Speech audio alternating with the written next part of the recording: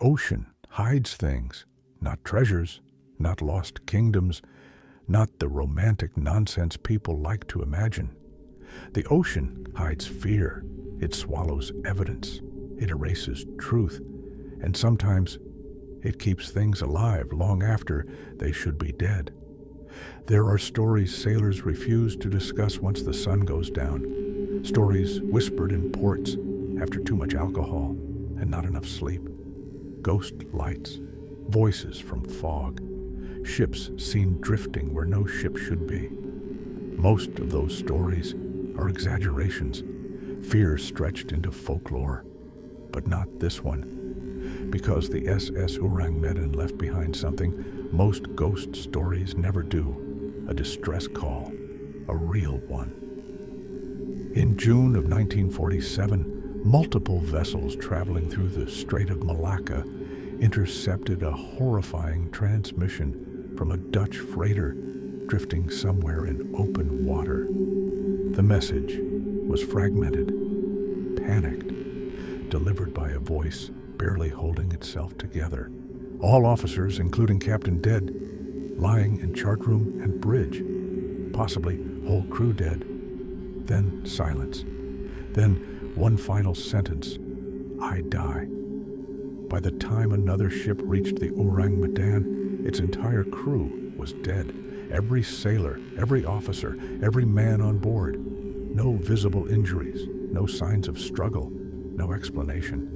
Just faces frozen in absolute terror, mouths hanging open, eyes wide, arms raised towards something unseen. Then, before investigators could fully examine the vessel, the ship exploded and sank beneath the ocean. Officially, the story became maritime legend, a mystery lost to the sea. But 3 weeks ago, the Foundation found something, and for the first time in my life, I wish they hadn't. The Foundation contacted me shortly after midnight. No details, no explanation, just coordinates and a warning. Travel alone. That usually means one of two things. Either they're dealing with something dangerous, or something they don't understand, sometimes both. By sunrise, I was standing inside a Foundation containment facility overlooking the docks. Rain hammered the windows hard enough to shake the glass. The operative waiting for me looked exhausted, not physically, mentally, like he hadn't slept in days. He slid several photographs across the table: corroded steel, collapsed corridors, fragments of Dutch lettering, barely visible beneath decades of ocean growth. At first glance, it looked like any other shipwreck. Then I noticed the final photograph, a diver's helmet camera image. The corridor ahead appeared empty, except for one detail. At the far end of the passageway stood a man, motionless, watching the diver, smiling. I asked who the figure was. The operative quietly admitted they didn't know. I asked if the man had been part of the recovery team. The room went silent for several seconds before the operative finally answered. There were only 2 divers in the water. One diver never resurfaced.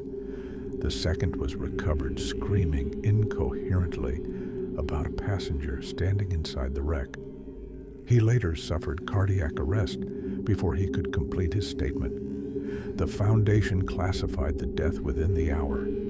That alone told me how serious this was, because the Foundation does not scare easily.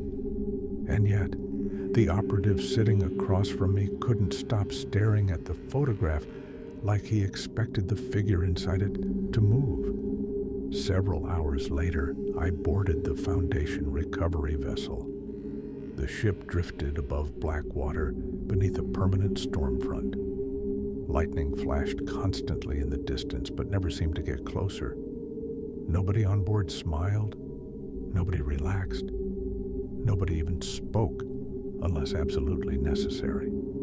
It felt less like a research vessel and more like a funeral waiting to happen. I noticed radios everywhere, portable units, mounted systems, emergency receivers. Most were switched off. Yet, no matter where I walked, I could hear static, faint, almost hidden beneath the sound of the ship itself. At first, I thought exhaustion was playing tricks on me. Then, one of the dead radios beside me crackled to life. "Still aboard."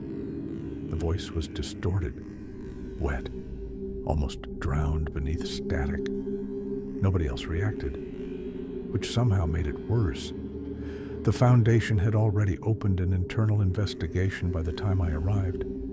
Most documents were heavily redacted, entire pages buried beneath black ink. But enough remained visible to paint a disturbing picture. Certain phrases repeated throughout the files: signal contamination, psychological transmission, mimetic exposure, smiling manifestation, and one instruction repeated over and over again: do not restore damaged recordings. That line bothered me more than anything else, because it implied the Foundation already knew what they were dealing with, or at least they thought they did. One report referenced similar incidents, dating back decades. Submarine disappearances, radio operators suffering psychotic episodes, offshore platform crews found dead without visible injuries, always connected by the same detail: distorted transmissions, and sightings of a smiling figure near water.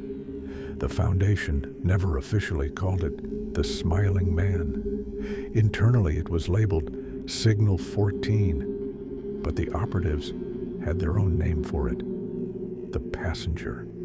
I saw him for the first time near the lower maintenance deck. The corridor lights flickered constantly, throwing broken shadows across rusted walls. At first, I thought someone from the crew was standing at the far end of the passage. Then, the lights steadied, and I realized something was wrong. The figure wasn't moving, not breathing, not shifting weight, not blinking, just standing there, tall, pale, drenched in seawater, wearing dark clothing that looked decades out of date, and smiling. Not a normal smile, too wide, too perfect, like something trying to recreate human emotion from memory. The skin around his mouth stretched unnaturally high across his face, and his eyes. There was nothing human behind them. No anger, no emotion, no recognition, just observation, like a scientist examining insects. I don't know how long I stood there staring at him. Seconds, maybe, possibly longer. Then the corridor lights failed completely. Darkness swallowed the hallway, and when emergency power returned, he was gone. But the wet footprints remained, leading directly toward me. Later that night, the Foundation audio team replayed the original distress signal through a damaged speaker. All officers, including Captain, dead. The analyst isolated hidden frequencies buried beneath the transmission. That's when I heard the second voice. "Still aboard?" I asked who the second voice belonged to. The analyst looked genuinely frightened before admitting they didn't know. But they had discovered something worse. The second voice appeared on every recovered version of the transmission, even recordings made decades apart. That should have been impossible. That was the moment I began to understand. The signal wasn't simply carrying a message, it was carrying something else. Later that night, the Foundation showed me recovered artifacts from inside the wreck. Most had deteriorated beyond recognition, but one item survived almost perfectly: a crew photograph. The sailors stood shoulder to shoulder on deck, smiling proudly toward the camera before departure. At first glance, it looked ordinary. Then, lightning illuminated the room, and I noticed him, standing behind the crew, tall, pale, smiling, nobody else reacting to his presence, like they couldn't see him yet. I counted the sailors 3 separate times. The manifest listed 23 crew members. The photograph showed 24. Things deteriorated quickly after that. Crew members stopped sleeping. Several claimed they heard knocking from inside sealed sections of the ship. One operative reported seeing someone standing outside his cabin window despite the vessel being surrounded by open ocean. Another was discovered in the communications room, replaying the distress signal on loop, smiling. When security restrained him, he kept repeating the same sentence. "He's learning our faces." The skin around his mouth had split open from smiling so violently, yet he didn't appear to feel pain. That was the moment panic truly began. The Foundation locked down lower decks. Didn't matter. People continued reporting sightings, always near water, always smiling, always standing still. And each sighting placed him closer to occupied sections of the ship.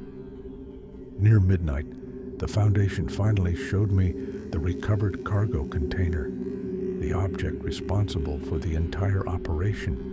Ancient steel, heavy corrosion, Foundation warning symbols painted across its surface.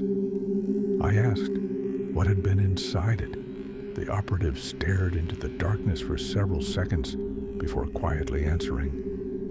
"That's the problem. The container was empty, no restraints, no remains, no cargo, just darkness, and seawater pooled across the floor." Then I noticed the scratch marks covering the inside walls. Not random damage. Marks, thousands of them, like something trapped inside had spent years clawing against steel trying to get out. The final sighting occurred shortly before dawn. Power across the vessel failed almost simultaneously. Emergency lights flooded the corridors with deep red illumination. Every radio on board activated at once. Static screamed through the ship. Then came the voice. "Still aboard." I followed the sound toward the flooded cargo deck. Water covered the floor ankle deep, and standing in the center of the chamber was the smiling figure, closer than ever before, motionless, watching me. For the first time I saw his face clearly, and I realized something horrifying. The smile wasn't emotional. It was imitation. Like something ancient attempting to copy humanity without understanding it. Then slowly, very slowly, he tilted his head and stepped forward. Every radio on the ship screamed at once. Every instinct in my body told me to run. So I did. The Foundation initiated emergency containment procedures within minutes. Sections of the ship were flooded deliberately. Recovery data was destroyed. Personnel evacuated under armed escort. At sunrise, the Foundation scuttled the vessel beneath the storm. Officially, nothing was recovered. No wreckage, no evidence, no entity. The case was buried beneath classified archives before the sun fully rose. But before leaving the facility, I accessed one final piece of recovered footage. Security video recorded shortly before evacuation. The corridor appeared empty. At first. Then the footage distorted. Static flooded the screen. And behind the analyst reviewing the tape, a tall figure stood motionless in the darkness, smiling. The official story claims the SS Ourang Medan sank in 1947. But after what I saw, I don't think the real horror was ever the ship itself. I think something boarded that vessel long before the distress call. Something the crew were never meant to find. And I think whatever it is, never drowned. Because sometimes late at night, when the world is quiet enough, I still hear radio static, even when every device around me is switched off. And once, for just a second, I thought I heard a voice inside it, smiling, waiting, still aboard.